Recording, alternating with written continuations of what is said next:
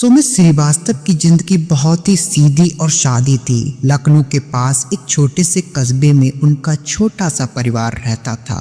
पत्नी का नाम दीपा और उनकी 5 साल की प्यारी बेटी अनबी थी। सुबह का वक्त था।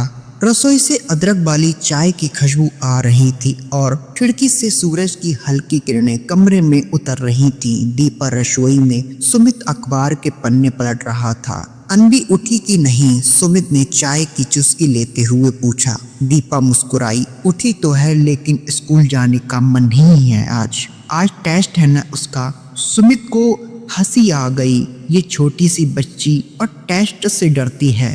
इतने में अनबी हाथ में स्कूल बैग पकड़े बाहर आई।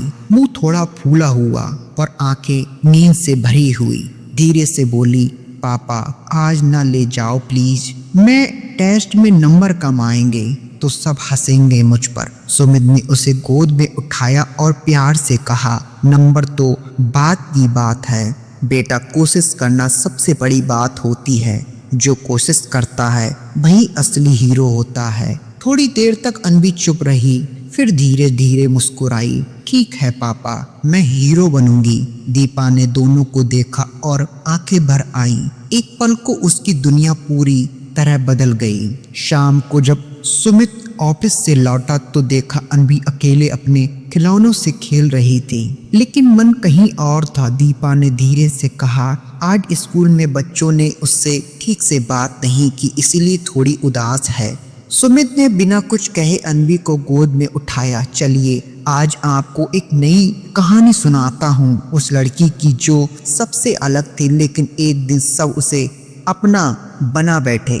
रात को खाना खाकर जब सब सोने जा रहे थे तब अनबी ने पूछा, पापा मैं जब बड़ी हो जाऊंगी तो क्या मैं भी कहानी जैसी बन सकती हूँ? सुमित ने मुस्कुराकर कहा, तू तो उस कहानी से भी बढ़कर बनेगी बेटा। उस रात तीनों ने एक साथ हंसते हुए वक्त बिताया।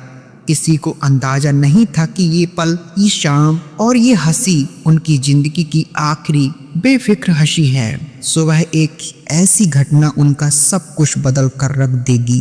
वो घटने वाली थी जिसे वो भूल कर कभी भूल नहीं पाएंगे। रविवार की सुबह थी। मौसम थोड़ा सुहाना था। बादल हल्के हल्के आसमान में तैर रहे थे और हवा में नमी सी थी। दीपा ने सुमित से कहा, काफी दिन हो गए बाजार गए हुए, चलो आज थोड़ा सब्जी सामान ले आते हैं। सुमित को भी यह विचार ठीक लगा। अनबी को भी साथ ले जाने का मन हुआ क्योंकि वह अक्सर जिद करती थी कि उसे भी मम्मी पापा के साथ बाजार जाना है। तीनों तैयार होकर निकले। सुमित ने बाइक निकाली और अनबी को आगे बैठाया। रास्ते में वह खुशी खुशी गुनगुना रही थी, पापा आज मुझे आलू के पराठे चाहिए। दीपा ने मुस्कुराकर कहा, बाजार से सब कुछ ले आएंगे, शाम को पराठे भी बना दूंगी और तुम्हारी पसंद की चटनी भी।